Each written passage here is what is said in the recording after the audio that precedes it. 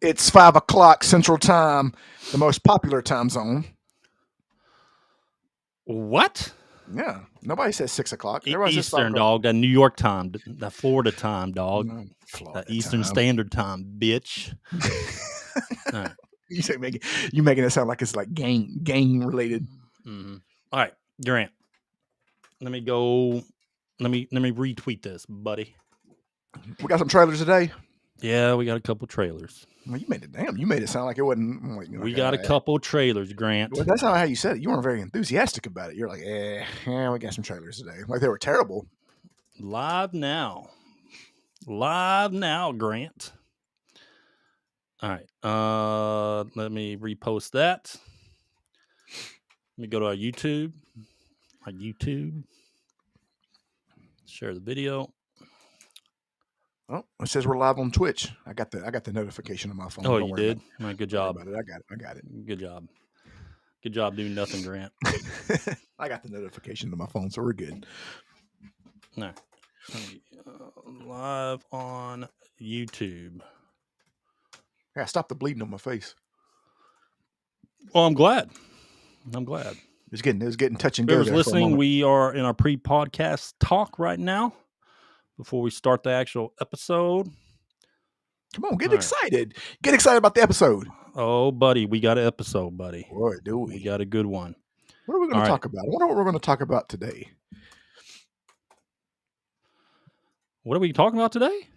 You know what we're talking about. Oh, today, I know what we're talking about. You know what we're talking about today, Grant. What's funny? But anyway, let me break it down. Hold on 1 second. You know, and there comes a time in life where sometimes you look for subjects, right? But then there's some things that happen where subjects seem to have found you. And this Saturday night, subjects seem to have found us. That's right. So we need to talk about it. All right. Go ahead. Grant. We got the game Gambit. Gambit. You know, I'm going to just do this when we start the podcast. Let's go straight in the trailer, dude. What are we doing? I don't know. What are we doing? You're unprofessional, Grant. No. You're unprofessional. You're like, the trailer. All right. Let's go to downloads. Let's go to this one. All right, we're going to do some trailers first, and then we'll kick off the actual podcast, Grant. Make sure you don't look at all that porn you bookmarked. Oh, I need to delete that. No, David Jaffe might come after me. Well, he might join. No, he might want to see it. Yeah. All right, Grant. Let me know when you see my screen. I see your screen. All right. Now, can we just move it over your face? Now even better. Excuse me? Yeah. Anyway. Unreal Engine 5.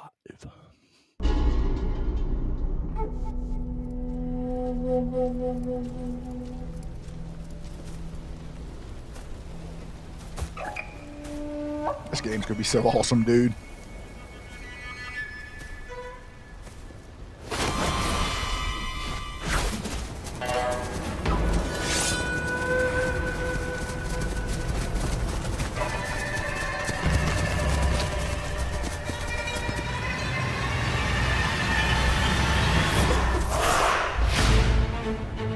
The music.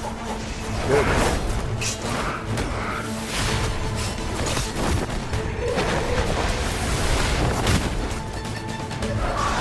This looks, man. What do you call that? Like when he went around, was that a dodge? Like he twisted around the dude's neck and just float? I mean, what was that? I don't know. I can show you how to do it.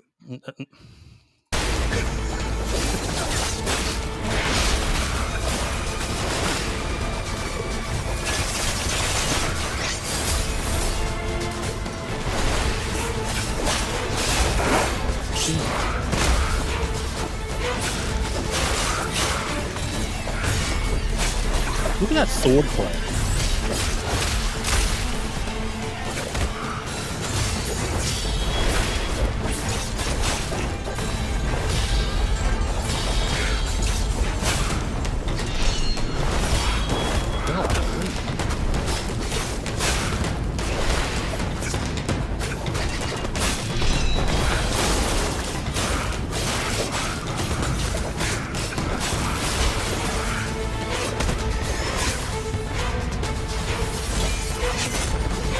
saw that? Came out the boot. Double kick. That was awesome. Something. Oh, I was about to say something popped up there.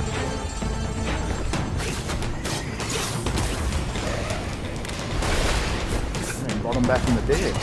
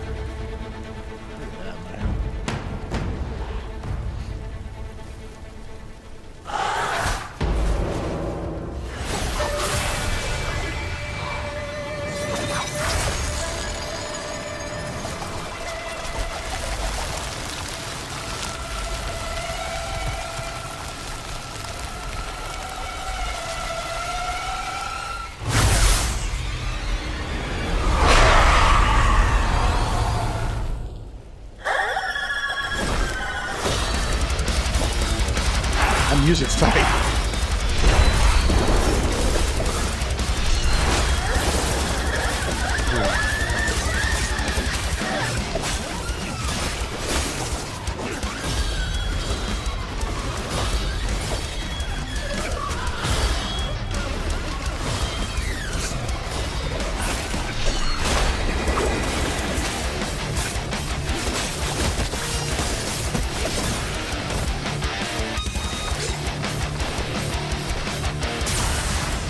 It's like you playing the guitar. It is. No, it's not.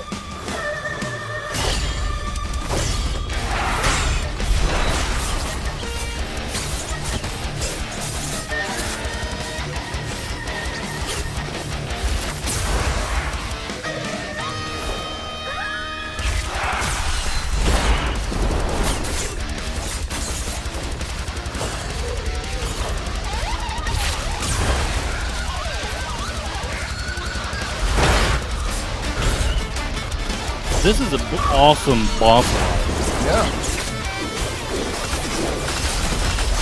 Look at that, man.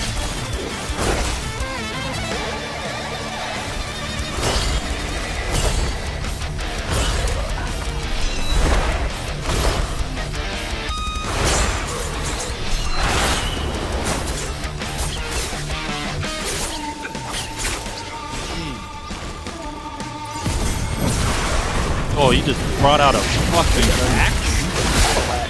What?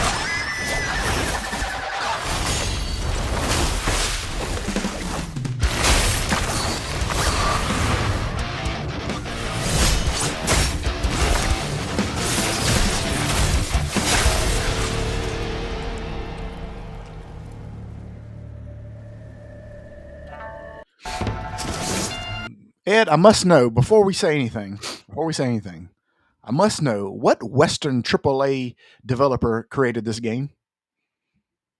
There's no way they did. There's no way they were even involved in this. I know. This is a What did they do? Like take Black Myth Wukong and Doom and put it together? This looks fantastic. I don't really know what to say. Like I'm actually kind of speechless about it, actually. I can't wait to play this game. Those sword parries and just the sword play, dude, is amazing. Well, I know you're a fan of sword play. I am. I know, because you're a master at it. I am. You're a master at self-sword play. I am. But dude, I'm speechless right now. That's speechless. Like speechless. Dude, that's awesome, dude. But you know what's crazy? Here's the thing: is this proves my argument, and I'll get a lot of will I get a lot of stuff on TikTok? Oh, you don't know what you're talking about. Raise the price of podcast equipment. You know, Eastern game developers are rubbing their nutsack all over the Western game developers' face, and there's nothing they can do about it. Oh, they're not going to take over the game industry. No, it's over. They're not going to take over. Those guys like, oh, they're not going to take over the game industry. Yeah. Well, they're already here. They can't do that. They're doing it. They're doing it. Yes, they are arriving and they're stomping their. I mean, don't get me wrong. I mean, there's still some glimmer of hope in the Western game developer. I mean, there's some still. There are great. Like the glimmer of hope is a lot of the indie Don Walker run up. The Don Walker and stuff like that. Yeah, but I mean, Doom, Don Walker, I could think of. I mean, that's pretty much all I can think off the top of my head. I'm sure there's some more, but I mean, it's very few and far between. The great games that they could mess Bethesda. I mean, surely not. Well, surely not, right? This Doom has to be awesome, which we're about to watch right now. But here's the thing: is like they're kicking their ass. They're kicking their ass, and that's not nothing you can say about it. Yep. This is gonna be awesome too. I hope so, dude.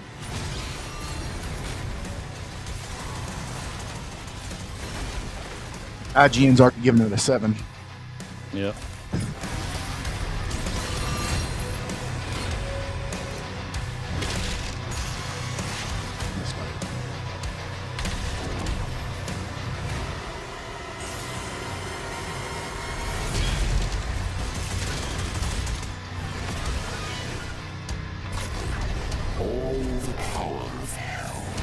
That's awesome.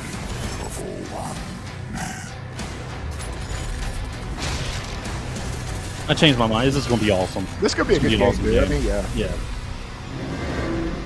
You already can tell it's going to be awesome. Engines online. Fucking neck, dude. Oh my god. It's awesome. Dude, they mix everything that I love into one game. That's true. The only thing that would have made it better. The only thing that made it better for you if it was turn-based. Yeah, true. But yeah, that's gonna be fantastic. Or if it had been Doom with Elden Ring like capabilities. A Dark Souls Doom game would be like right up your alley. Elden Doom. There you go. All right, Grant, that's the last trailer. So we get in the podcast. Let's do it. Bro. Broseph. Bruv. Oi, bruv.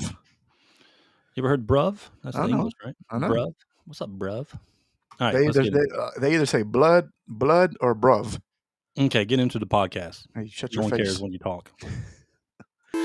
Sorry.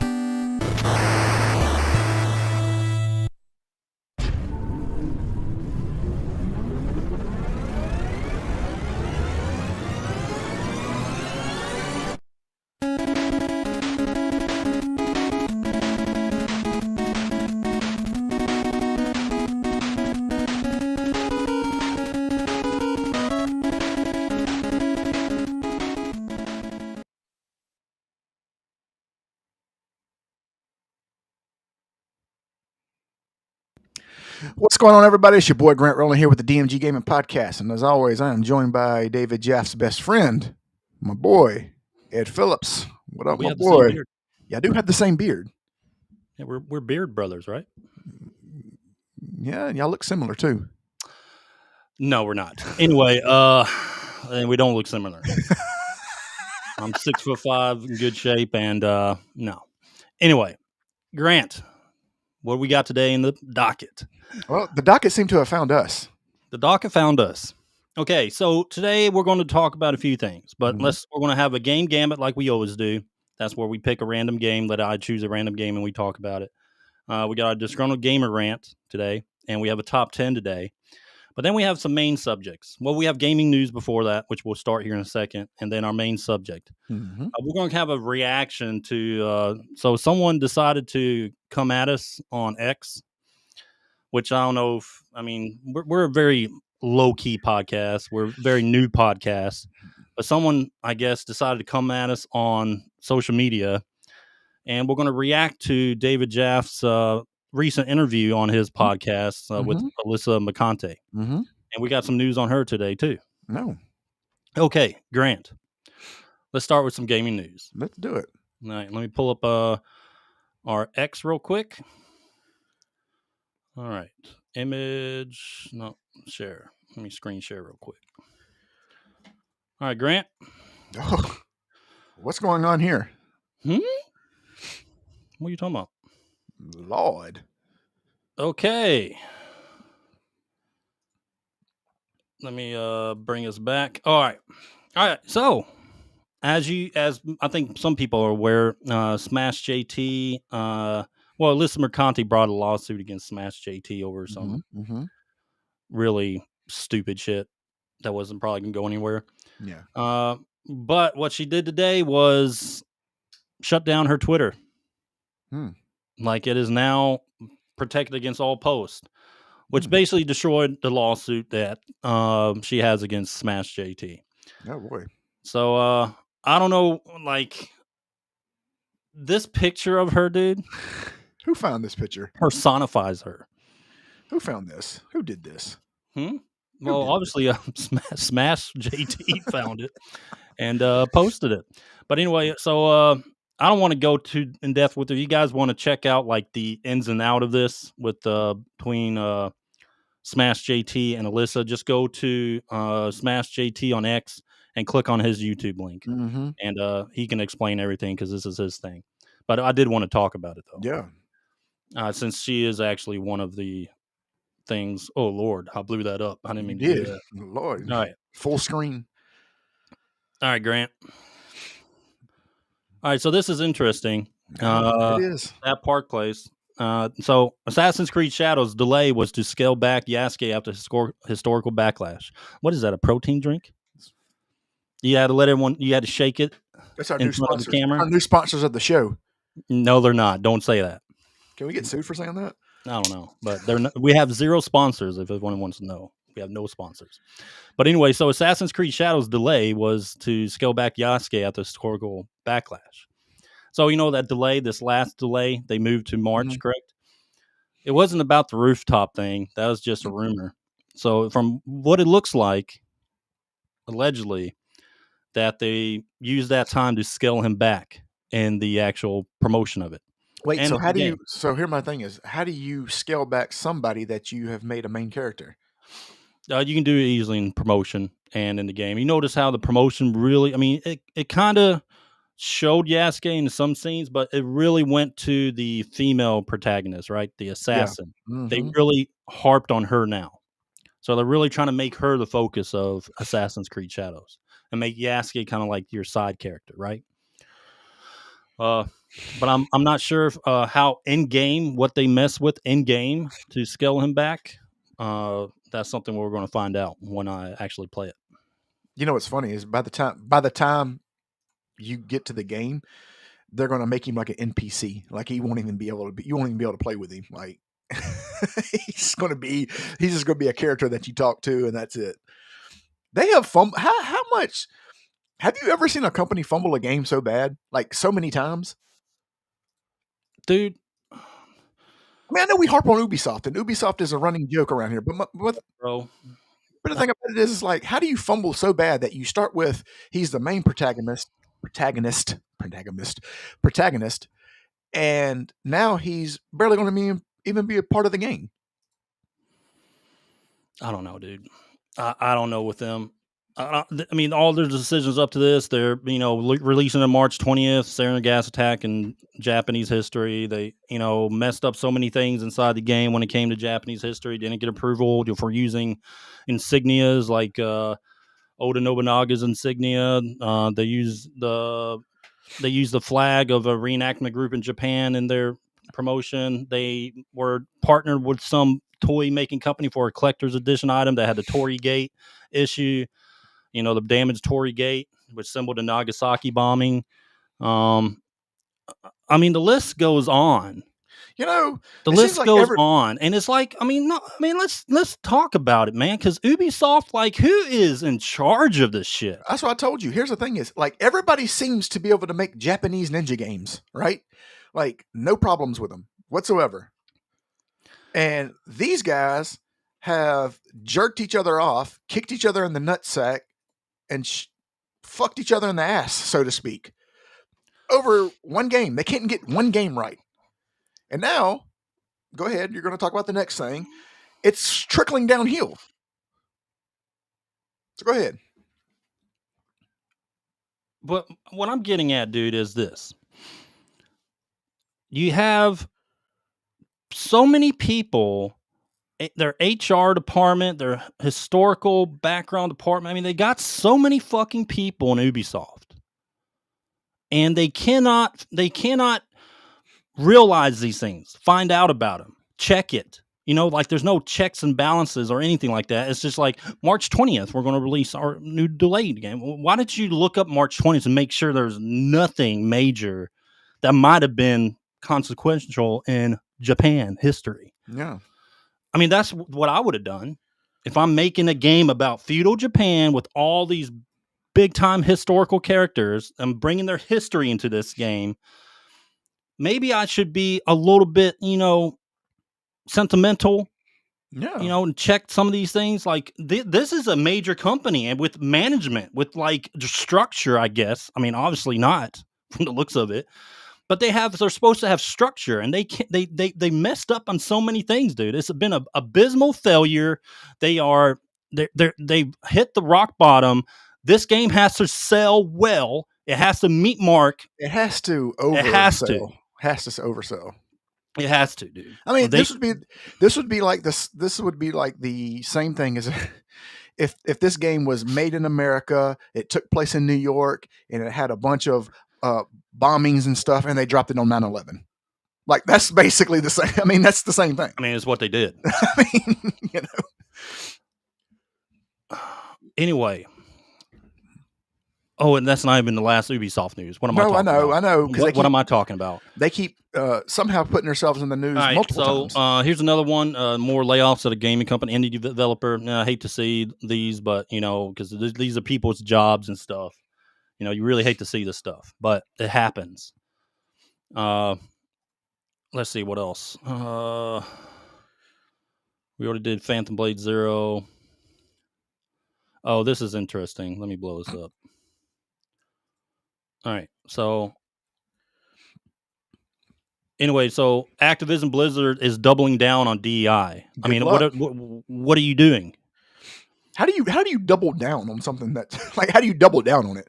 We're gonna hire twice as many of these people, twice as many activists, twice as many. Well, the doubling down. Activists. I mean, and it's funny because I'm enjoying this new Diablo season. They're doubling down on all this DEI crap, and they're saying our inclusive growth team has made great strides in helping weave inclusivity into all aspects of business. All right, so it's not inclusive. DEI is not inclusive. Not at all. You're hiring the wrong people. You end up hiring people that have this fucking, groupthink, hive mind, and the people you hire to put in these DEI, I guess, spaces to do the hiring are the same. They think the same. You're hiring people that are going to hire people just like them, and then it just leads down to everyone thinking alike, no outside thinking, no like actual, going in and having some type of innovation. It leads to actually the opposite. Everyone thinks when they see DEI is they think it's like, oh my gosh, we're going to hire all types of people from all backgrounds and cultures and stuff like that. That's not what happens. That's true to an extent, but they all have one thing in common. They all have one thing in common. Instead of going to the merit base, which is actual natural diversity, DEI is really the most racist thing you can fucking think of. Yeah. But when it comes to actual hiring naturally by merit base, you will have diversity naturally. And we expand upon that like every episode, but this keeps coming up, and like every day it comes up about DEI. So, but also the executive order brought by the current administration, it's dismantling DEI and everything, every aspect. But they're trying to go after the civil sector also, because again, their basis on this is that it's actually not inclusive at all, which is absolutely correct. But because when I see DEI, you're telling me that you need DEI because what you're saying is people from all these different types of cultures need a leg up. Like they aren't the best programmers, they aren't the best coders, the best game developers. Which Why would you when not you want hire the by best? merit based, you're going to find out, yeah, they are. You will hire the best. Yeah. And they will be from different backgrounds. Why White, would you black, not? Why would you not hire whatever. the best? That's the But thing. that's issues. I mean, but it carries over to anything more than just gaming. I mean, let's think about this, Ed. Let's say we'll use the military for example. How about that? Let's just say you hire a bunch of pilots, but instead of hiring the best jet fighters, you hire DEI jet fighters. Now, what happens when you're doing a mission and you need the best of the best, and oops, and now you've put your life in the hands of people who aren't as good as that could be. This is how it is, dude. This is how it is. All right. What does that say? Next piece. Ubisoft. Here we go. Ubisoft hires. Oh no, of course not. They Ubisoft lay does off. something good? No, they don't. All right. So Ubisoft announces studio closure as it lays off 185 people. Oh, this is not the wow. first layoff for Ubisoft. They have And it's not going to be the last. And it will not be the last. They're getting we've close already predicted and we already called it. Assassin's Creed Shadow it's not going to hit its sales mark. It will be the last game Ubisoft America makes. Think Steam is going to hit up to the top of the charts like Dragon Age did, and then it's going to turn out to be a lot of refunds. And it's not going to hit its sell mark. Ubisoft's going to again hit rock bottom yet again, and then they're probably going to have to get bought out by someone, or something's going to happen. You know, I saw actually IGN says how disappointed they were in some of the stealth tactics. So whenever you have the biggest shield say something like that about your game, yeah. I mean, because I'm sure they're going to do everything they can. You know the scene from Spider-Man, the meme from Spider-Man where he's like got the webs and he's stopping the train and he's like about to bust out of his suit and the train. That's going to be like all the stuff of Ubisoft, and Spider-Man's going to be the shields. They're going to do everything they can to block, to help and save it, you know? Yeah. But whenever you have the biggest shield who comes out and says, we're disappointed in the way this looks, that's going to be a problem. And the game's not even, I mean, it's still got 2 months away roughly. And also, I don't know if you've noticed how everybody was like, oh my God, have you seen the bamboo cutting and the watermelon cutting? Like, who gives a shit? If I want to cut fruit, I'll fucking get Fruit Ninja or whatever it's called. Like, all right. So IGN's piece on, them talking about the mechanics. Yeah. You got to be careful with those too. Because there's a lot of push up, and they try to look like they're not biased or they're trying like to, yeah, they're trying to, yeah. You got to be careful of those articles because they do it, dog. They definitely do this, and so what they do is try to act like they're not, they're not biased, and then eventually they come out with a score and it's like a 9 or something like that. Yeah. But yeah, IGN, people have lost trust in these publications. If you guys want to check one of our podcasts out, and we did several weeks ago, talking about gaming publications and journalists and stuff like that, you can check it. But we deep dive into the issues with game journalists nowadays, like the big shift from the 90s to the 2000s and then to the 2010s and 20s. But if you guys want to check that out, go ahead. But yeah, this is just another stepping stone for Ubisoft to completely let us know that they cannot. There's no one running their company. There's no one managing their company. There's no one looking out after their employees. They don't care. The huge mismanagement under their part. The CEO. I don't even know if the CEO. The CEO is, I don't know. He's probably asleep right now and. He's probably watching anime troon porn or something like that. I don't know what he's doing. He's probably snorting cocaine off a stripper's ass, if I was to guess, with all that money, because he's made a ton of money. Yeah, shit rolls downhill, right? Yep. All right. I think that's let's review. Let's make sure we're not skipping anything. Every time I go back is her face. Okay. He keeps pulling you in. Let's see. Oh, we got to cover this. These guys, man, like, what is wrong with these people? All right. So Blizzard technical artist and associate art director of Gearbox both wish Gearbox. That's your path of exile, brother. Yeah. Or not Gearbox. No, Gearbox is Borderlands. I get that, yeah, Borderlands. I'm thinking of Grinding Gears. No, that's not them. So Gearbox is Borderlands, and Blizzard is, of course, World of Warcraft and Diablo. But anyway, they both wish death to 50% American of posts and likes to their public Facebook. Sure did. Grumps kind of goes into this as being an atmosphere that the Activision president Rob Kostic, I don't know how to say that, is fostering as it double downs on the woke DI and ESG today. So I mean, they're going down the road they're not going to recover from, and I don't know why they're the people got to realize, like, when it comes to your business and everything like that, you got so many people buying your games. Yes, you do. You're going to have half of America who's what quote unquote MAGA. They're buying your games. Yep. So when they hear you say stuff like that, and you've now lost 50% of your sales. There's nothing happening to this techno artist. I'm not about cancel culture and all that stuff, but if this is the approach you're taking and they don't have any type of, I guess, repercussion for this, as in at least an email or something from the head, be like, you got to stop this now. Yeah. Hold your people accountable, aka Ubisoft. Why don't you? But they're not going. They're not going to hold them accountable because they agree with them. Yeah, that's what I'm saying, though. That's what I'm saying. They agree with them. So, yeah, I mean, like, so they're coming out the gate and they lost 50% of their sales right out the gate. Good job. Whatever. But so I mean, these studios, man, like this activism, activists and all this stuff, all that crap. I don't know why they think it's good. Like, they think that atmosphere or creating that work environment of activists. Well, they think that they're stopping the machine. They're the revolution. I know, but you are the machine. That's what I'm saying. You're not stopping anything. All these people are like all pro government. Oh, I love Dr. Fauci. Yeah. I love him.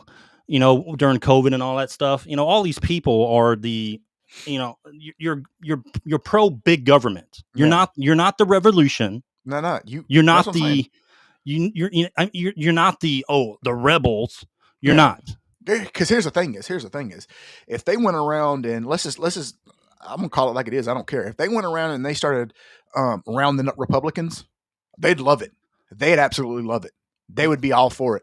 They'd be all for it. You think we're joking about this? No, we're dead serious. And here's the thing is, some of these people are batshit crazy, and when it comes to their political stances. And there's people who are listening to this who are left leaning, and they're probably like, "Yo, yeah, I'd love that shit," Because yeah, of course you would, because you're a psycho, you're insane. But here's the thing is, they think they're against the machine when in all actuality they're the machine. They are the machine.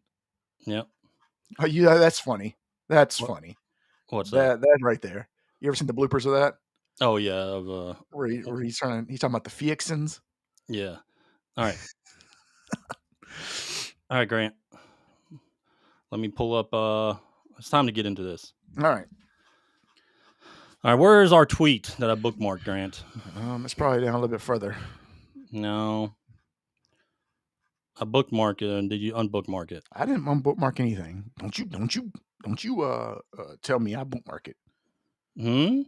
Yeah, I think you unbookmarked it. I didn't unbookmark anything. I'm just messing with you. Yeah, you better. All right, here we go. I just pulled up one. All right. All right, girl. So let me pull this up. Actually, let me pull up the original tweet. All right. So our main subject today, we're going to talk about David Jaffe. I mean, I barely even know anything about this guy. I don't even know who he is. I know he was the God of War original creator or director or something like that. Which is cool because you made a great game. Because you congratulations. Made a good game. I love God of War. Yes, me too. Thank you for making that. All right. But this is not what it's about. All right. So, Grant, what Grant did was, all right. So David Jaffe went on his podcast. He had Alyssa Mercante on there, right? And they got to talking about some things, and they got to talk about the sex industry or the sex workers and all that stuff. And then he made a comment about visiting, quote unquote, visiting sex workers before. Yeah. Right. And here's the thing. Let me preface by saying this. We don't try to get involved in all this shit that's going on between them and everybody. Don't. You know what I mean? So what I'm going to do is I'm going to say what my intent was behind this. So basically he says, I've You want to play the clip first? Can we play the clip so we have some context? Yeah, play it, and then I'll talk about what I was talking about. All these like horrific things that have been getting spread. Hey, I got no problem with that. Who cares? You know, it's more that like, what is wrong with these fuckers? Why can't you be a stripper? Why can't you be a sex worker? I think it's just. Again, the demonization of sex work is a huge issue. It is. I know horrible. Sex workers. I'm friends with sex workers. Yep. As people know, I've gone to sex workers. I've gone to strip clubs. I've gone to plenty of strip clubs. I've thrown bands at strip clubs. I am a huge proponent of that. I also believe that, like, as a woman, men are making money off of you anyway, or they're trying to look for ways to gawk at you anyway. And if you feel comfortable doing this, then do it. The issue that I had and have is that what I did, because I did briefly do cam work, just like digitally stripping. What I did, because I did briefly do cam work, just like digitally stripping. What I did, because I did and you just briefly do. You just destroyed yourself. I'm sorry. I'm not a lawyer, but if I was. All right. Also, that's not the point. Grant, I know you're about to go in a big spill here. Okay. All right. So, but I'm trying to set it up so you can explain it. Okay. Because I haven't yet explained everything. Okay. All right. So let me go back here. God, why don't you fix the camera? Oh, shut up. All right. So anyway, back to Grant's tweet. All right. The David Jaffe, what Grant responded to was David Jaffe was casually talking about fucking hookers is hilarious. That's it. I mean, it is funny because he was just like, yeah, I visited them. He's like, I've gone to sex workers. Like, okay, that's cool. But who openly admits that? Like, I thought that was funny. Like, here's the thing. And David, I'm sure you type your name and that's fine. And I'm sure you'll see this and that's okay. So listen to what I'm trying to say. All right. You're about to go off into a spill, Grant. Okay. And I haven't gotten to this tweet. Go ahead. About what the whole topic is about. Okay. Go ahead. All right. Grant. So David Jaffe decided to retweet Grant's response. He said, I'm confused. Are we against sex work now? I thought you guys were the gamers, types who want big tits and fucking and all that stuff in your games. So it's cool in games, but not in real life. No fucking shit. The fuck are you guys on? Please seek therapy. It's a great process and it will help. Okay, then I respond, yes, I'm against women selling their bodies for money, as in prostitution, as in sex trafficking, as in all this bullshit that comes with prostitution. The danger of women's lives. Okay, yes. And another point, before I let you go into your spill, Grant, when it comes to, it's called real life. Yeah. It's real life, David. You're talking about real life and a fucking video game. Okay? Two different things. Okay? But I don't want to have, like, when it comes to prostitution, I'm not buying a woman to have sex. Okay? But yeah, he got me. Real life and video games. You got me, David. All right? You got us. You got us, buddy. Anyway, Grant, now go. All right. So, David, I'm sure you're going to be listening to this. So this is fine. I wasn't making fun of you by no means because I don't know you. I don't usually talk about people in a bad way that I don't know. So therefore, I was just saying David Jaffe is casually talking about fucking hookers. It's hilarious because that's funny. Because one, who openly admits that? Nobody openly fucking admits that. You see what I'm saying? Yeah. Because buying hookers is a sign of weakness. First of all, let's get that understood because that means you just can't talk to women and you can't get pussy without money. Simple. I mean, that's the bottom line. And I thought, I mean, here it is. It's like, hey guys, here I am. I fuck hookers. I'm buying hookers over here. Like, no, don't do that. Have some fucking self-respect. First of all. Maybe he meant something else, Grant. We don't know the entire context when he said, I go meet sex workers, you know? Maybe he took them on it could be like he just meets OnlyFans girls and just watches them, doesn't participate. I don't know. Or maybe he meets up with them and then grabs their hands and they just walk along the lake and they watch the fireflies. We're talking about what he said. Yeah. Coming from his mouth. Now let's get into what he's talking about. Okay. Well, first of all, I'm not fucking talking about sex workers. I can give a fuck about sex workers. Do I agree with them? I don't give a shit. Look, these OnlyFans women are out here. They're making what's that girl's name? What's her name? Sophie Raines. She's making like $43 million a year off people like David Jaffe. Are you the guy that's giving her all these tips? Probably. Maybe so. Oh, Grant. They're quick to call you simps or gooners. Yeah. These guys that make fun of us for wanting, attractive females in games in a make-believe place, they call us gooners. Yeah. And we're talking to the real gooners out here because they're doing it in real fucking life. Yeah. So, and then he said, "Oh, you're the guys who want big tits in game." Yeah, we sure the fuck do. Well, first of all, what does that have to do with what I said? What does that have to do with what I said about you? Well, it's called implication. So he's trying to say, he doesn't know what you said, but he's trying to spin what you said into what he believes you said and to make it appear like, we meant something else. Yeah. So then he goes on and says, "The fuck are you guys on about? Please seek therapy." How about you go please seek a real woman? Like, go out, get out in the fucking real world and fucking talk to a real woman and stop buying them. Like, speak to women. Can you talk to women? Are you able to talk to them without fucking falling and crumbling into a pile of shit? Like, can you do that? Because here you are, you're sitting there saying, oh, what are you? Let me ask you a question. What are you on about? Because all I did was just say, hey, I thought it was fucking funny, which it was. Because nobody openly admits to fucking hookers. Now, I don't know what kind of world y'all live in, but in our world, you're a fucking loser. That's loser mentality. Simple. All right. So, Jaffe,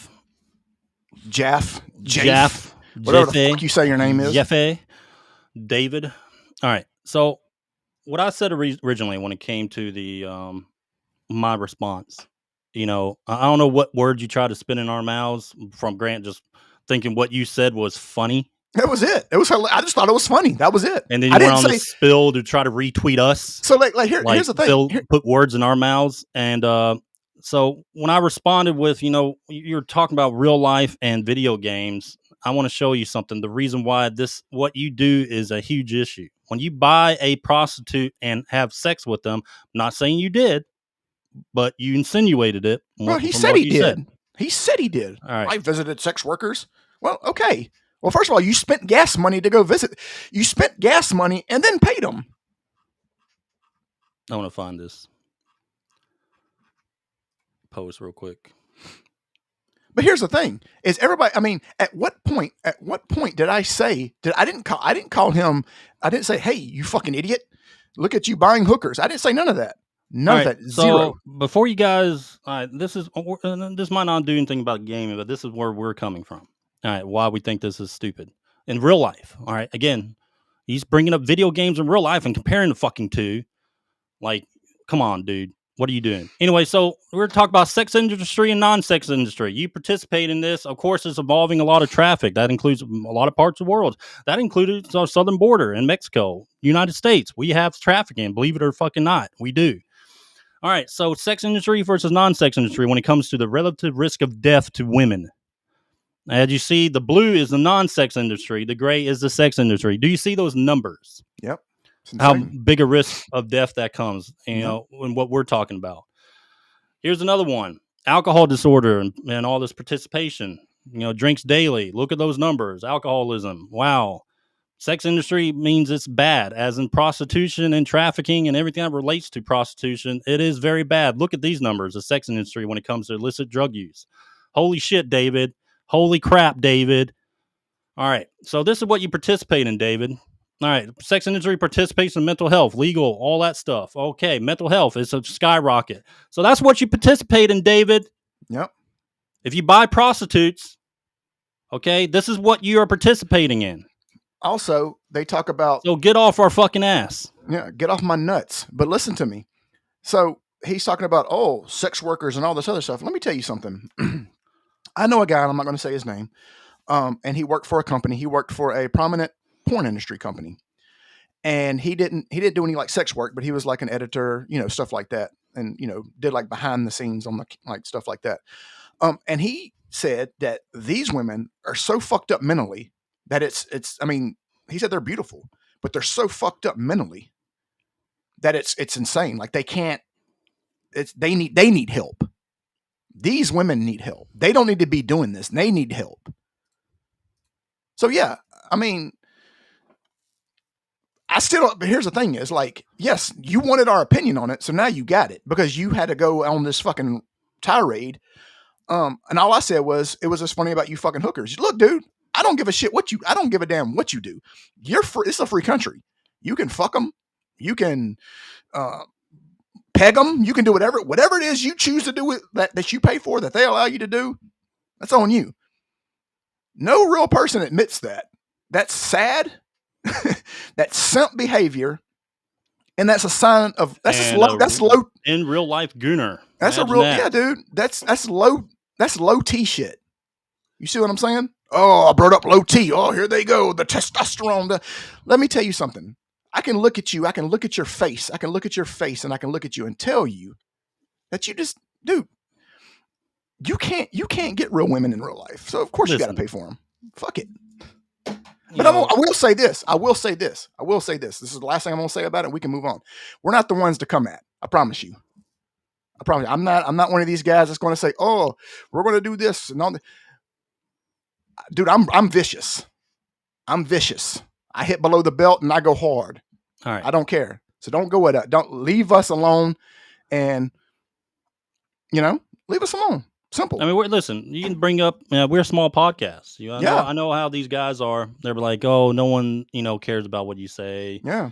It doesn't matter. We're going to make 1,000 episodes. I don't care if 50 people fucking watch an episode every day. We're going to have 1,000 episodes. Right. It doesn't matter. It doesn't matter. I will lyrically. These guys think they can just come out. They think they're like these lead voices. Like, they're idiots. Congratulations, you had God of War. Thank you for those games, but fucking don't put yourself on top of a pedestal like your word is the Bible. Yeah. You know what I mean? You're like, you remember when Shaq played for the Lakers? That's what you did when you made a God of War. Now you're like when Shaq played for the Celtics. Your time's over. Ride off into the sunset. Shut the fuck up. Yeah. Because I promise you, I will lyrically, not because I know, oh, he's threatening violence. I'm not threatening violence. I'm not a violent person. No, I would never do that. I'm talking about it. That's what I'm saying. But, lyrically, like vocally, I will napalm you and your whole crew. Like, you can't beat me when it comes to like back and forth. You can't beat me. I promise you. You can't. I will eat you alive. I will make you angry. I will make you so angry. Myself even if you and Grant run the X. So that's what I'm saying. Just one I will make you so angry that even if you block us, you won't forget about it. I promise you. All right. Grant. Top 10, buddy. Let's do it. We're going back into our top 10. Today's top 10 was given to a good buddy that I played Diablo with. It's the top 10 ultimate betrayals in video games. Oh, shit. I'm going to let you go first because it is your turn to go first, actually. Oh, it is? Yeah, because I went last time. Yeah, thank you. Fucking get it right. Thank you, Grant. Okay. Grant. Let me pull up my top 10, buddy. All right. Let's do this. Let me go to my image, my number 10. And let's see. After this, I want to go over the Real Game Awards. So after we do a top 10, I want to go with the Real Game Awards. All the results. Cool. That was a couple days ago, I think. Yeah. What's up, Critical Man? I see you've been talking, man. I got on a tirade, so I didn't get a chance to holler at you. What's going on? Appreciate you being here. Yeah, Big Critical Gaming. That's another one of my Diablo buddies. There you go. He runs a gaming community called Unitify. Nice. And it's a bunch of gamers get together on Discord, play all types of games. PoE, Path of Exile 2, Diablo. He has a lot of mobile games he plays. What's that damn game? Dota. He plays Dota too. Cool. And all that stuff. Nice. Yeah. Just so you know, I'm better than Ed. Just so you know, I'm better than Ed. You recruited the wrong one. Grant, you haven't hit level 60 yet. Sit your ass down. I got like 3 you level 60 recruited the wrong one. Sit your ass down, big dog. Sit your ass down. When it comes to Diablo, you cannot hang, buddy. Now, I'm in the shadows right now. You don't know what I got going on. Not playing. That's what you got going on. Not playing Diablo. No, I'm playing it. You just don't know. You just don't see it. All right. Anyway, so my number 10, Grant, is Logan in Fable 3. Okay. After helping you ascend to the throne in Fable, it turns out he is your evil sibling. and it's a big climactic. Because I mean, I guess you could kind of get the hints of who this guy was through the game, but he actually portrays you to try to take control of the throne. So this was in Fable 3. Okay. All right, Grant, you're number 10. Number 10 from Grand Theft Auto San Andreas, my boy Big Smoke. Big Smoke. You don't remember when Big Smoke turned on you? Yeah. Hold on, I'm gonna pull it up. All right, pull it up. Because I know you don't got a picture. Hold on, let me see if I can find a picture. What's up? I can find one. No, I already got it. I'm gonna find it. I already got it, Grant. I already got it. Okay. I already got it. You don't got anything. You don't got any of your pictures, so I'll pull it up for you. All right, go ahead. All right, so we all know that at the beginning of the Grand Theft Auto that Big Smoke is CJ's childhood friend, and he's the key member of the Grove Street family gang, you know. Yeah. But anyway, he's loyal and everything to CJ early on and stuff like that. But as the story progresses, he secretly allies himself with the Ballas gang. You know, I remember the Grove gang or whatever. I mean, the Ballas gang. God, it's been so long, I can't remember. But anyway, he was like, you know, assisting with the drugs of Los Santos and all this other stuff. But anyway, he ends up turning on you. But dude, that was my boy Big Smoke, man. It's childhood friend. Big Smoke. All right. Kind of all right, Grant. What? Grant, my number 9 is Zant from The Legend of Zelda Twilight Princess. I got the same one. Same one. Oh, you do? I do, actually do. Well, good thing I got a picture for it then. Okay. All right, so he appears as a usurper to the throne of the Twilight Realm in the game. But basically, he ends up betraying his own kind and aligns himself with Ganondorf. And it kind of leads to a major betrayal in the game. But Twilight Princess, fantastic Zelda, dude. Yeah, I'm surprised I haven't done like how they brought it to the Switch yet. HD remake or remaster or whatever. I figured that would be going to do that. Have they not done that? I figured they should. They should. Yeah, I think they HD remaster. You see it? Is it there? No, they did one for they did one for the Wii U. That's not really. They need to bring it to the Switch or something, or Switch 2, I think, in my opinion. All right, go ahead. Oh, that was my number 9 as well. That is your number 9? Yeah. Okay, so we'll skip. All right, so my number 8, Grant. Mm-hmm. Let's do Andrew Ryan from BioShock. Okay. All right. There's a famous line that he says, "Would you kindly?" And this basically gets revealed to the player, and Jack ends up figuring out that he's under the mind control the entire game and was manipulated by Atlas in BioShock. And this guy is a bastard because it ruined my gameplay or I guess the story for me. I actually liked him. I thought he was a cool character in the game. Yeah. Go ahead, Grant. All right. So my number 8 is Ryu's father from Ninja Gaiden. The first one. Because you think that he's dead. What's funny is his name's Ken. So it's Ryu and Ken. That's weird. But you presume that he's dead, right? Throughout the whole game. And then it's revealed at the end that he was brainwashed by the forces of evil and you have to fight against his own son. Hey. Let me I'm trying to pull up an image. That's not it. That's not it. That was my image. Now I'm pulling up your image for you, who should have had an image ready. That's Joe Hayabusa. We're talking about Ken Hayabusa. That is Ken Hayabusa. Oh, okay. Well, I don't know. It's literally says under his name and then Wiki. Okay, well, you know, Ken Hayabusa. He didn't look like that in 8-bit. Okay, so cut me some slack here. All right. Well, you want me to pull up an 8-bit of him, Grant? You want me to find an 8-bit for you? Can you? I mean, I was going to just find a picture of Ken, but I can find an 8-bit if you want. I probably pulled up Street Fighter. They'll probably just pull. I can probably pull any character in 8-bit and it'll look like him. All right, Grant. This is a good one. All right, my number 7 is the boss from Metal Gear 3 Snake Eater. I got that one, but it's further up. Yeah, it's a complex one. Yeah, it's a complex one. She's initially like, you think of her as a traitor, but she ends up like has a larger plan to secure peace. So it's kind of like it's a portrayal of your character, but you kind of like, yeah, okay, I get it. All right, Grant, go ahead. Number 7, I got Logan from Fable 3. We've already gone over it though. Logan from Fable 3. Is it going to pull up Wolverine? There you go. Golly, why can't you get some different ones, dude? You know what? Next time, what I'm going to do is because I don't like to spoil it. Maybe that's why. Maybe that's why I don't send them to you, because I like mine to be a surprise. Because why don't you? Well, when I brought this up, why don't you just talk about it so we could skip over your damn thing? But I know that because it's further up. But my question is this: is like, how much fun would it? It's not very fun if I know your top 10, you know mine. That's not cool. It's not. Well, no. But you can still have your images ready. So if I send you my pictures and you know who's on my top 10. You don't have to send me the pictures. You can share pictures on this program. Did you know that, Grant? But that's extra you didn't know work. that. You didn't know that. I didn't know that. You didn't know that. All right, Grant. My number 6 is 𝐾𝐿. In the Legacy of 𝐾𝐿 series.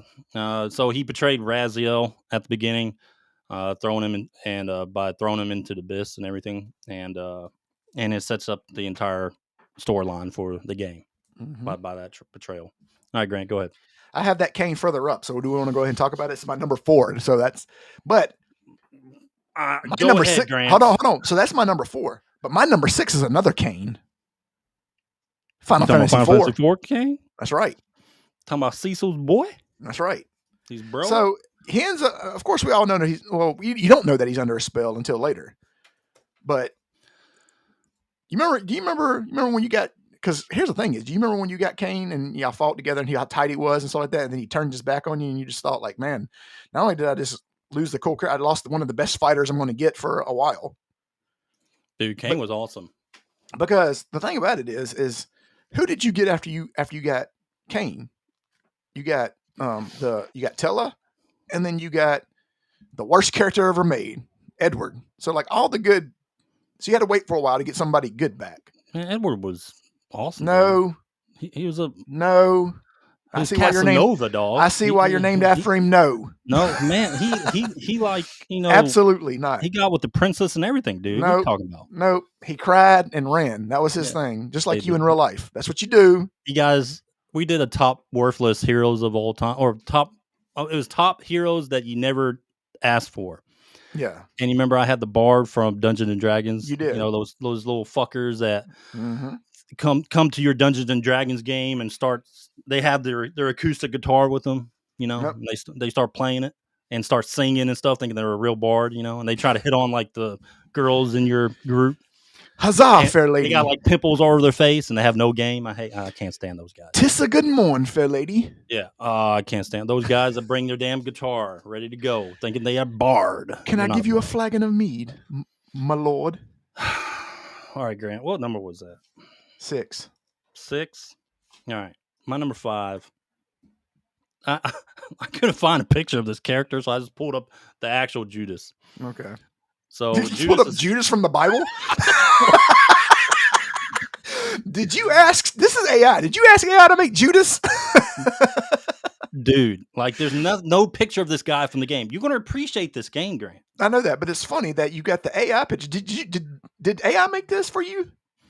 No, I just pulled up the first picture. Okay, because I can picture you typing, I need you to create Judas from the Bible. I'm like, Judas Iscariot from King's Quest 6. Oh, boy. Air today, gone tomorrow, 1992. I love that game so much. So this version of Judas, which is technically, I guess, your Bible version also, but betrays Alexander by poisoning him. Which is a direct reference to the biblical betrayal or whatever, adding to a layer of historical depth in the game. But yeah, King's Quest 6, dude. I love King's Quest 6. Yeah, that game from top to bottom was so fun. It's from wherever you have to go through the different areas all the way to the catacombs and all this other stuff. On PC, right? Yep. Yeah, that was on the PC. Yeah. That was a big game at the time too. That was like when I mean big, like big space wise, like, you know what I mean? Like it took up a lot of space. Like this is one of those, I don't know if you remember. When you had like 1 gig on your computer? Well, not only that, but like the game was like 15 floppy drive discs or whatever. Yeah. Oh my God, dude. Please insert floppy drive too. Was it Knights of the Round? It was something like Knights of the Round Table game, but it had like 15 floppy disks to it. Dude, the bigger the game. You went around and you had your group of, the Knights of the Round Table, like Galahad and Lancelot on them. And you went around and killed like, I think Turks or something like that. in Spain.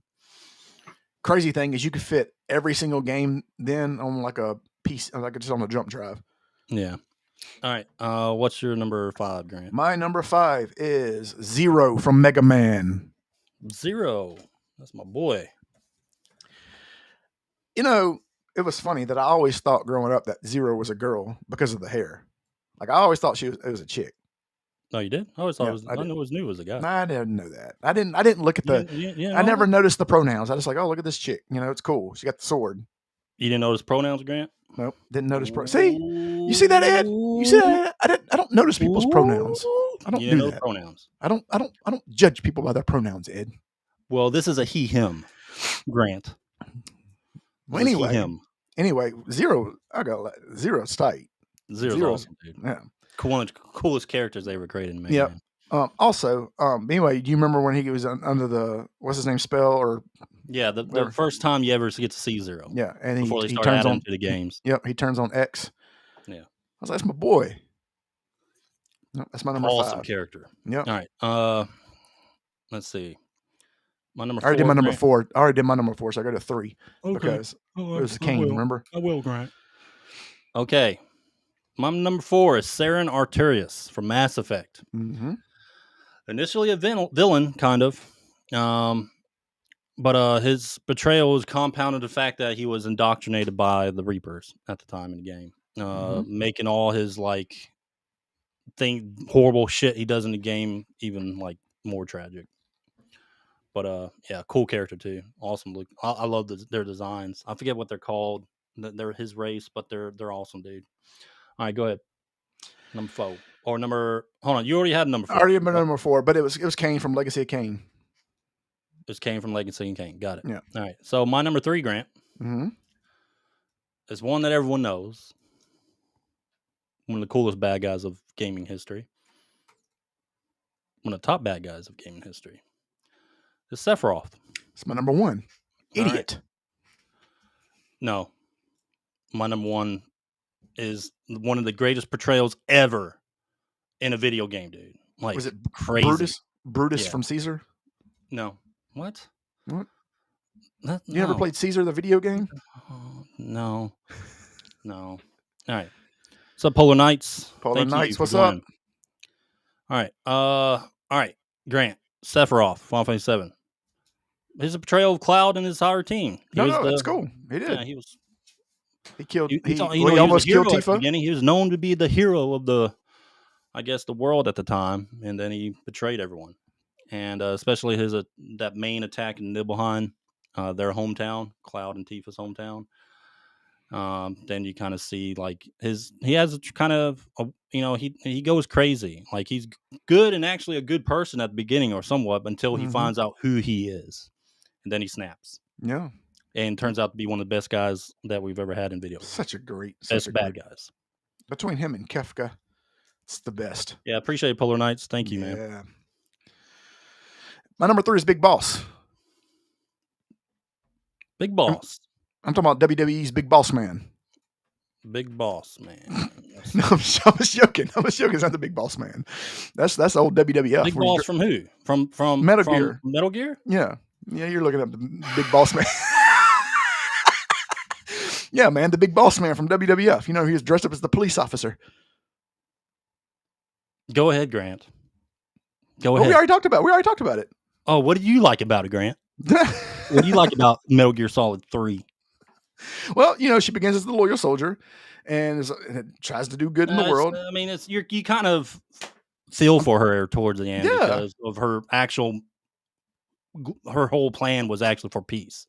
Yeah. So anyway, yeah, Big Boss was never a big boss. Big Boss Man from WWF. All right, Grant, my number 2.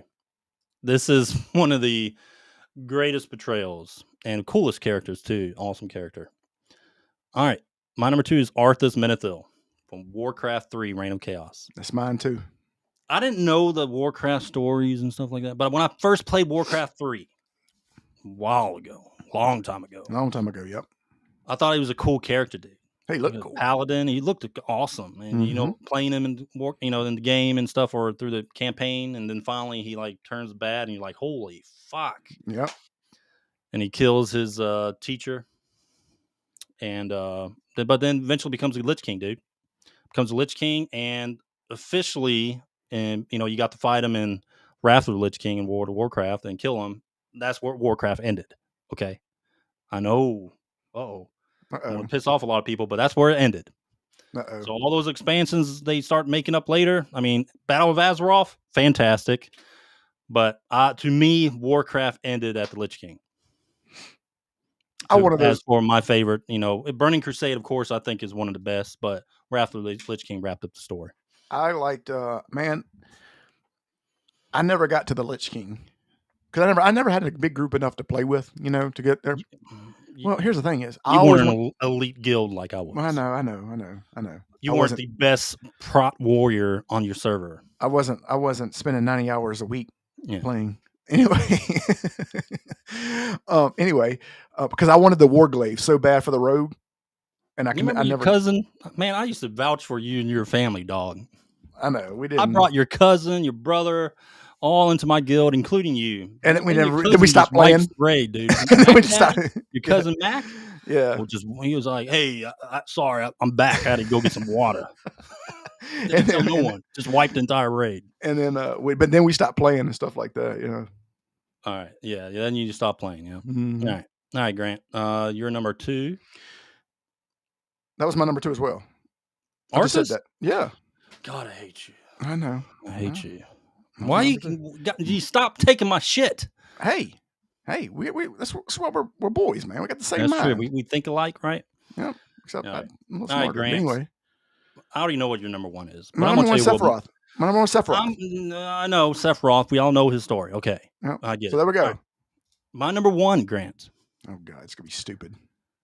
It is when you get to this scene in Call of Duty Modern Warfare 2. Mm-hmm. When you get to the scene back when Call of Duty was actually really, really good, campaign wise. That's when people played the campaign still. Yeah. So anyway, you get to the scene. Let me pull up the image real quick.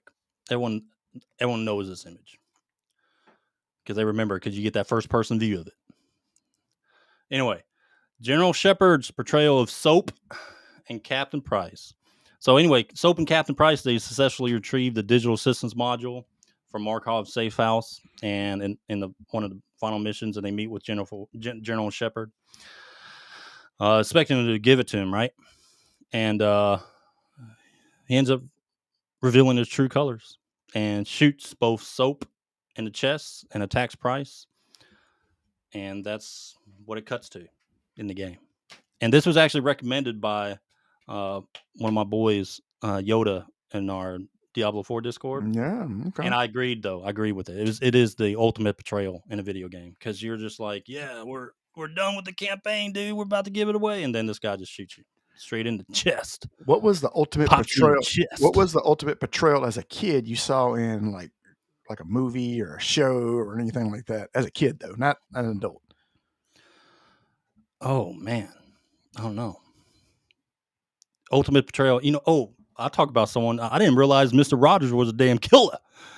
Mr. Rogers, that dude was a killer. Mr. Rogers' Neighborhood, dude. Dude, this guy was a scout sniper or something like that. He used to pop folks in Vietnam. Dude, I don't know. I don't know if I can go in Mr. Rogers' Neighborhood. I was like, oh yeah, as a kid, Mr. Rogers' Neighborhood is online. And then, my dad. Oh God. He's like, oh well, I read something, son, that this guy used to kill people in Vietnam. I was like, probably read that in like Mississippi Outdoors. Ruined my childhood right there. Magazine. And then I'll go on and join the Marine Corps, man. Well, that's the thing. The thing about it is, like, I would be afraid to give Mr. Rogers a hug because he'd like have a flashback and squeeze the shit out of me and snap my neck. It's good to be my neighbor. Pop. But damn. Here's mine. All right, the year I can't remember what year it was. It's like early '90s. It was the WWF. The tag team was the Rockers, right? Marty Jannetty, Shawn Michaels. Back then you think wrestling's real as a kid. Yeah. Oh my God, whatever. And I was like, please don't let the Rockers break up. And then Shawn Michaels super kicked him through the barbershop window. And he started bleeding, his fake blood or whatever. And he's like, oh my God, he's bleeding. I'm going into my dad. I'm like, Dad, he killed him. He's not. Dude, I could see little Grant. Dude, like, I used to think watching WWE just dude, I flipping swear the fuck out. Dude, I swear to God, I used to think wrestling was real. I know you did. Everybody did though as a kid. Like when you're did. when you're like 7, 8 years Dude, old. I remember in 8th grade, you could not. You knew it was kind of like entertainment, but you still were like talking about like it was real, like talking to everybody like it was real. Dude, we were in 8th grade. You remember in 8th grade, like we'd have like clicks in the corner, but like, man, did you watch Nitro last night, bro? The NWO come out, dude. Yep. But yeah, Critical. He said he didn't know that either about Mr. Rogers. Yeah, dude. Mr. Rogers was a badass dude. Fuck with that dude. Don't come in his neighborhood. I can tell you that. Nah. He'd be like, you remember what's the Rambo where he like set all the traps up in his house? Oh yeah. That's Fred Rogers. That was the last Rambo, wasn't it? Yeah, was it? I don't know. Yeah, I think it was. Yeah. Or like I imagine Mr. Rogers is have you seen a Gran Torino with Clint Eastwood? Yeah, that's what I imagine him being. Just a salty motherfucker. All right, Grant. That's top 10. Let me close this image. That was a top 10 greatest portrayals in a video games. Okay. All right, Grant. 2 more segments left, and then we'll wrap up the podcast. Yep. All right. Next segment is our Disgruntled Gamer Rant. All right. And today, all right. So to explain to everyone, every podcast we pick something random, video games or whatever. It can be something random, and we basically give a Disgruntled Gamer Rant about it. Yeah. And oh yeah. we bitch, moan, complain, but we nail it to the wall. All right. So Grant, let me go into this trailer I want to show you. And this is the subject we'll be talking about today. All right. Let me know when you see my screen. All right. All right, let me blow it up. Now Philips has captured some of the most educational and entertaining experiences imaginable on a new kind of compact disc called CD Interactive. With your TV, you can put your family in the center of the action. Capture the experience by calling for your free CD Interactive kit now. It's your introduction to this new world of TV entertainment. Call now and find out where to go for a free no-obligation demonstration. All right. And details about getting Compton's Interactive Encyclopedia disc free during our special offer period. So experience CD Interactive for yourself. All it takes is a call now to get big savings and more. Find out how to make your TV come alive. CD Interactive, the imagination machine. Another first from Philips. Call 1-800-647-8228. Okay, where do we begin? First of all, it's got Ed's last name, so it's automatically lame. So we automatically know that. It's not spelled right. No, not spelled correctly. So when this thing came out in 92, this thing was like $700 to $1,000, like depending on what all you got with it, whatever. What is that in today's money? You think? What do you think that is in today's money? Oh, what, 92, right? Yeah. I mean, inflation. Let's just say $1,500. I don't know. Maybe $1,500 to $1,600 is what it would cost for this sack of shit. And the next thing is these things were so bad quality. A lot of them, people had to send these things back. Like the components were terrible. They had so many different versions too. Yeah, they had and these things were huge. Like they weighed like 40 pounds, and they were awful. And a lot of them didn't work because they weren't manufactured great. But everybody always wants to know, well, what kind of games do they have? Ed, did they have any good games? Well, let's talk about it. They actually, they got some licensing from Nintendo. These games weren't made by Nintendo. They were able to make the games, but Nintendo gave them permission. I'm sure they had to get a cut of it to use some games. And they made some games like Hotel Mario, which is an awful puzzle game. So Hotel Mario, as I remember, a game that you would just go up the ladders and all this other stuff, and you have to hide in the doors, and that was it. Like it was like, hey, can we make a Mario game? Yeah, let's make it a stupid puzzle game, right? But then they were like, you know what? Yes, there we go. We're going to hit a home run we're going to get some Zelda on this bitch. Now, people don't realize that this right here, you actually play as Princess Zelda. I don't know I can't remember if it's this one or the other one. There's two of them. There's this one and there's oh God, what is it called? It's called oh God, I don't want to look at that. Zelda's Adventure and Link: The Faces of Evil. That's what they're called. Okay. Evil, Yep. And this is what Zelda looks like on the Philips CDI. You go to these towns and it's all animated. It's actually this is actually worse than the cartoon, the Zelda cartoon. Look at this. Look how god awful this is. Oh no. Look how you move. You have 3 hearts, just like, okay, that's good. So they try to turn Zelda into a side scroller, like Link to the Past. Link to the Past, yep. But it's not even nothing like Link to the Past. Look how she look at that.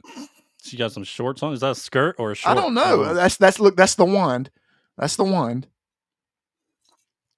I gotta go pick up that gem before it disappears. No, it disappeared. Now you don't have any money, idiot. Look how she walks. Why is she doing that? Get to some of those terrible cutscenes. What's that? Get to some, like, okay, so you can never really tell what was where you could walk and where you couldn't go. You had to move up and down. Like, you see like these little, like, you can barely see them. And you had to like stab the guy to talk to him. Look at that. Why would look how terrible this is. Good Lord. And it's not like a regular Zelda game. Like, it's not like one that you had to, like, you know, like if you get bombs, you find some bombs and stuff like that. It was always like, if you get 3 bombs, right, you had to go back and like buy oil and buy a rope and all this other stuff. So if you wanted to like go up an area, you had to like use 1 rope, but you couldn't get the rope back. You had to have a bunch of them. So this is how you moved around in this game. Yeah, there you go. Look, you had to stab the woman. Oh, look at the crystal. Look at this nose. What is this? Like, where did that guy come from? I don't he's know. not even on the screen. Yeah, Everything hits you, and you die quickly. You have to have a lantern and all this other stuff. Yeah. Yes, everyone. Zelda was made on a system that's not Nintendo. That's not Nintendo. And I guarantee they laughed all the way to the bank, because I'm sure Echoes of Wisdom was not the first time you got to play Zelda. No, you actually play with her twice on the Philips CDI in 2 different games, 2 different terrible games. But here's the thing: this is what I don't understand: is they made this terrible game, and they're like, you know what? We're going to double down and make another terrible game. And then after they made that one, they said, you know what? We're going to triple down and make a third terrible game. What's wrong with her face? It's just, man, like, who did these animations? Like, the guy with the nose is the best one. This guy's like dancing. Yeah, look at him. One of those Secret of Mana shopkeepers. Yeah. Uh-oh. Why is his hair like that? Look. Itching that nose. Wow. This is awful. Anyway, so they had a bunch of educational games and stuff like that. A lot of sing-along games for kids. Look at that animation. Oh my God. It's so bad, man. This is so bad. I mean, this is the best one. Look at how lopsided her head is. Check this one out. Look, so that you just used a rope, so you better hope you have a bunch of them. Because if you don't, guess what? You got to go all the way back to the store. Look at this lady. It's about to show it in a minute. She got ass, though. Look at her. Look at this. What's wrong with her eyes? All right. Grant. Anyway, let me just finish up by saying this.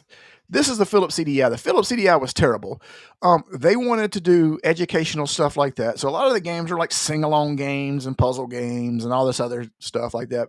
Then they try to have their hand at games like this, and they were just so abysmal. But the price point was what was terrible about this game. $1,000 for this? No way. Not at all. All right. How did the computer, like a regular PC, had way better graphics than this? Look at this. Amazing. All right, that was our Disgruntled Gamer Rant, the Philips CDI. The Ed Phillips CDI. No, different spelling. Both terrible. Doesn't count. All right. Grant, let's go over some gaming awards. The real gaming awards, real quick, before we get into our last game Gambit. All right. So the real game awards was a couple of days ago, right? Yeah, a couple of days ago. But let's go through these real quick. We're going over the winners. Best value game, Space Marine 2. Yep. Fantastic. Yep. Then we got a best MMO, Final Fantasy 14. What did we pick on this? Did we pick Final Fantasy 14? I think we did because I don't know, man. I think we might have went with World of Warcraft. I think we did. We went with Warcraft because of the new Dawn Trail expansion. Yeah, the Dawn Trails was not good. Yeah, was not. It's not good at all. Ultima Online didn't make it. Best early access game, Power World. Yeah. I think I went with No Rest. Didn't I? We went with I went with No Rest for the Wicked, didn't I? We went with No Rest for the Wicked because you didn't play the game, but I did. So I went. I mainly did all this anyway. Yeah. All right. Best RPG Metaphor makes sense. We went Metaphor because they had played it. Yep, because I played it. And next is best story. 𝐬𝐻𝐭. I think we definitely voted for that because of how unique the story was. And here's the thing: this is what people don't understand. They're like, "Oh, why don't you do Final Fantasy 7? Because it's not a new story." Yeah, just a little twist to the story, but it's pretty much the same thing. It's not a new story. Right, worst bait and switch. Oh, Dragon Age. Oh yeah, that was an easy one. And let's see. Let's do where best action game went to Stellar Blade. Makes sense. Mm-hmm. Makes sense. All right. And here's the thing. Here's the thing is I feel bad for the Great Circle because it hasn't even really been out long enough. You know what I mean? But anyway, this is all the voting. It takes place. Just all voting members. There's no board or anything. It's just people that sign up to vote. RoboCop for best FPS. Yep. And for anybody who's saying, and for the people who say, "Oh, this is like the right wing anti woke gaming awards," no, man. This is. Let me just explain this to you. Anybody can vote. This is for gamers. There's no politics in this at all. Zero. So it's just all about what you like and what you want to vote on. It's that simple. Yep.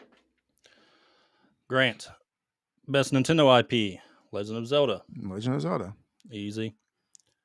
And let's go to also like for this the real game awards, like you gotta understand the game awards, you got the part of 90% of the choice comes from the voting board during the actual game awards. Yeah, you. Well, no, I'm not talking about this. I'm talking about the game awards. The regular game. Yeah. Gotcha. Okay, yep. So it goes up 90% on a board, and that board is filled up of Rolling Stone, NPR, the Variety, and you're telling me that I don't trust this more than the other? I mean, what are we talking about here? GQ magazine, all these just ridiculous, ridiculous things. All right, and so this was his Bondo of the year went to Barrett. Let's see. The best Microsoft IP went to Doom. That's easy.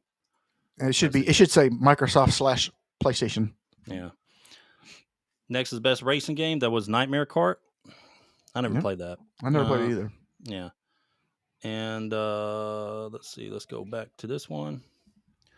Worst game journalist, 𝐿'Alyssa Mercante. We just talked about it at the beginning of the podcast. Yeah. That's the easy one. Paul Tassi's up there, though. All right. And let's go to next is going to be biggest industry failure. Obviously, Concord. $500 million down the drain. Even more than that, probably. We're not sure. Let's go to best PlayStation IP, Stellar Blade. Makes sense. I'd go with either or Astrobot or Stellar Blade. Yeah. Yeah. Okay. Next is Waifu of the Year. That went to E from Stellar Blade. Makes sense. I think we went with Tifa, though, dog. We went with Tifa. I got to keep I'm going to stick to my guns there. Stick to guns. Tifa. That's right. Yeah. All right. Let's go to best games journalist. That went to Savi. All those guys are good. Yep. Let's see. Next one is biggest cash grab, Last of Us 2. God. What a cash grab that was. Yep. Try to hype you up for it. I'm surprised Tekken 8 was so low. That was pretty bad, too. Yeah, it is. All right. Next. Pull up the image. We already did that one. Next is best third-person shooter. It went to Space Marine 2. Makes sense. That campaign was awesome. I love that campaign. I know. You still talk about it. I still talk about it. Oh, God, do you still talk about it? Best jiggle physics. Well, obviously. Stellar, yeah, I mean, you got to go with Stellar Blade, but, man, the first Ascendant, dude. The first Ascendant was so good. It's a little underrated in this. I mean, it should have been a little bit higher. 9%. I was expecting maybe 30. I think you're 9. I think you're 7 of the 9%. Yeah. All right. We already did that one. And last but not least, shitty ass game of the year. I mean, that's a big toss up between all four of those. But Dust One won it across the board. Wow. We got a few more. Let's do best sports game. That went to Rocket League. Rocket League's fun. Have you ever played Rocket League? No, I never played it. I mean, I know what it is. I never played it. It's actually really fun. I know we voted college football. Fun it was. We went from college football. Yeah, college football. Best, because I mean it hasn't been out for like 10 years, right? I know, man. It's just people don't play football no more, man. Yeah, best company, game company is From Software. Duh. No. Let's see. We got game of the year went to Wukong, and that's what we voted on. Yep, that's definitely game of the year in my eyes and your eyes.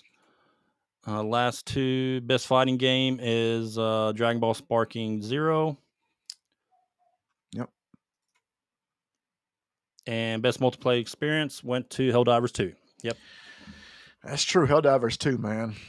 It's a great game. All right, Grant.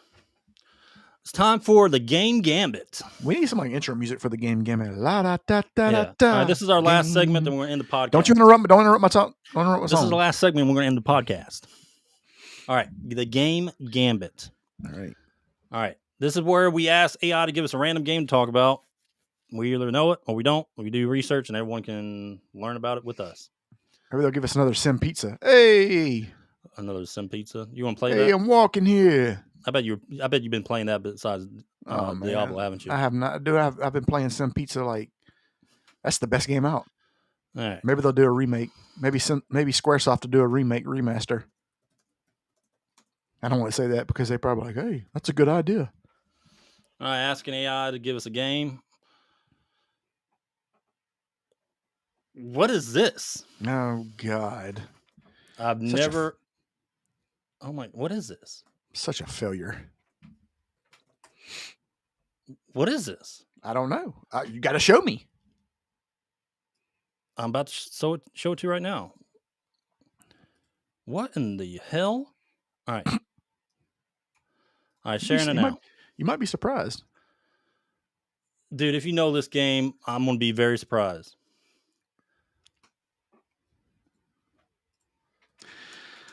I do not know this game, actually. Okay, so this was released, of course, on the Sega Saturn in 1996. And the box is like No, I'm totally wrong. No, it's not. Yeah, because I was looking at the box. I was like, this box is like it was drawn by a 3-year-old it was released kid. in 1989. Sega Master System? No, it doesn't even say what it was released on. Well, ask it. Say, what system was this for? Ask it. Oh, my gosh. Purple Saturn Day. Does anyone know what this game is about? What? Oh, the Amiga home computer system. Oh, okay. Yeah. There you go. So it's shitty. We know that. We can go ahead and determine that. All right. So here, I'll tell you some facts about it. Okay. It's a terrible game. I can go ahead and tell you that just by looking at here's the thing: is they say don't judge a book by its cover, but this cover is pretty awful. This is a new one. All right. Anyway, I mean, there's hardly anyone that probably knows about this game. All right. So there's only about 5,000, 7,000 copies of this ever made. Oh, so it's rare. So it's probably worth some money if you got this. You might be able to find it on some ROM related or Steam, actually, like the old copies of this game. It wasn't a blockbuster, but it was remembered for its ambitious attempt to blend sports games with sci-fi elements. Oh my God, what a terrible! It sounds like Base Wars. Remember Base Wars, where you're the robot baseball players? Yeah. I'm gonna see if they got this on eBay. Look, I'm gonna see if this is worth any money. What's that? I'm gonna see if it's worth any money on eBay because Purple Saturn Day gameplay. Yeah, look at that. I'm gonna see if this game is worth any money. All right, I'm sharing this, dude. All right, I am sharing this. This is crazy. All right, can you see that? I can see it. Let me blow it up. Let's get some music going. I don't even think this has music. Oh, dude, you can get it right now. It's made by Epics. There you go. Here, That's all the sound it has? Dude, I'd play this game for about 5 seconds. What is going on? I have no idea. Like, there's a bunch of balls. All right, for anyone listening to the podcast eventually, this is you just Google this or YouTube it. You can hear the sounds. This is crazy. I don't know what those things are. What are those things? I don't know. I don't know what's going on. Like, what are you trying to do here? Is this like pinball? This game's like $40. Someone's got a so if you're listening to this on the podcast audio version, look up Purple Saturn Day. Or don't. I've never heard of this game. Or don't. Or don't. If you want to waste your life, I probably would not. But no, I gotta mute that sound. That's God, man, that's terrible. All right, Grant. So gameplay. The game features 4 distinct events in sci-fi theme Olympic setting. These events include the ring pursuit. Players race around the Saturn's rings, dodging meteors, while scoring depends on speed and accuracy, navigating turns. I see none of that in this gameplay. Absolutely none of that. The Tronic slider. Players control slide. That means it's 4 different games in one, or something like that. I don't know. So you're playing 4 games at one time? Well, I mean, there's 4 different events that you play in the game. Oh, okay. So players what is this one? Sliders collect energy fragments from after energy ball bursts involving speed and collision mechanics. The brain bowler. This event involves solving a quick-moving electronic puzzle, manipulating resistors, gates, and channels. This game sounds insane. No, this game sounds too like the time jump. And then the last event is players pilot a ship through time by capturing energy sparks to fuel a gravity catapult, leading to the visually trippy experiences of time-space manipulation. Holy shit. Like, hey, I don't Sarah. understand. Oh, yeah, this is Dista Kitty. That's another Diablo player. Yo, what's up? Thank you for joining. All like, right, what is it? Like, first of all... Let me skip ahead. Is there another event they do? Like, how does this have anything to do with... Here it is. Here's something else, Grant. All right, now we're getting... This is when you control a ship and you fire things. Look at that. Look at those. But what are you shooting? What are you shooting at? The planet, Grant. What? Can't you see that? You're going for space-time manipulation. Then whoever shot at the planet's terrible. Space-time has just manipulated. Now he's going at warp speed. Look at him. He just flew through that planet. No, look up. You're at the What is that? What is that? That's the belt of Orion. Orion's belt. That's not the belt of Orion. I can tell you that right now. All right. He just scored a lot of points for just looking at the screen. Okay. So what are you doing in this game? What are you supposed to do? Oh, here's another event. Okay, here we go. There's 2 Egyptian things on the side. All right. And it blacked out. And it crashed because it's terrible. And I have vertigo and I want to throw up. Okay. That is a wild game. Purple Saturn Day, Grant. But is it really a game? Because I really don't understand it. Like I feel like somebody just created. I've never heard of the game. Whoever made this game took a bunch of mushrooms and acid and said, "All right, bruh, we're about to go in here and code this game. I got an idea. We're going to take robots in the Olympics and we're going to put them all together." Manipulation. All right. Okay, Grant. That was our game Gambit. That was it. That was the game Gambit. And that is the podcast. That is the podcast. I said it first. God, I hate you. All right. So to wrap up everything, all right.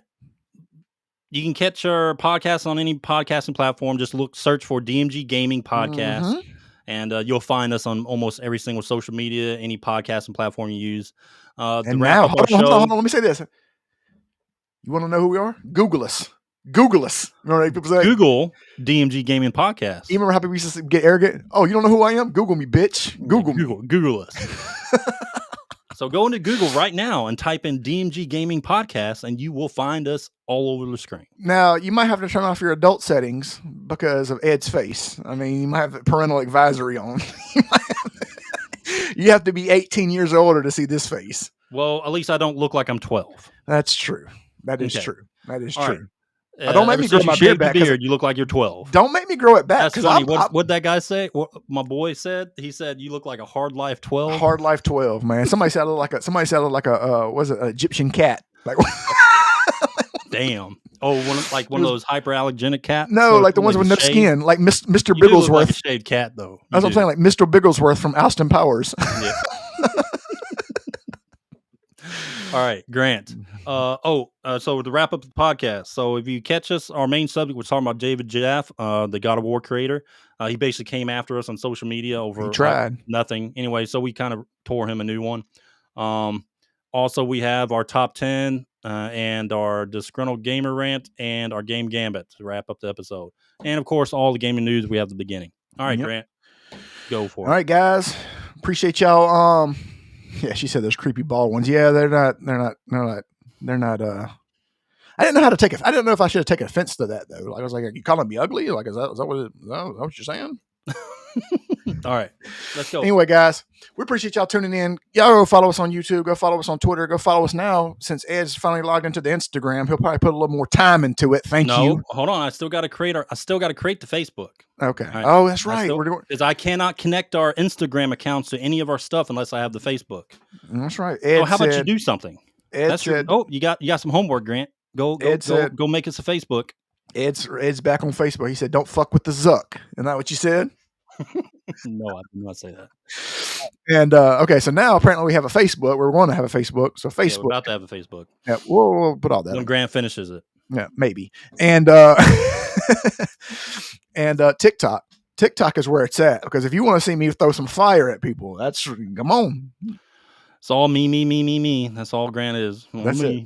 It's all about me. It's on TikTok. All right. And what was the other one? Instagram. We got some people on there. So all right, guys. Oh, and this will be up later. The audio version will be up later in about a couple hours, and we will see y'all Friday. Peace.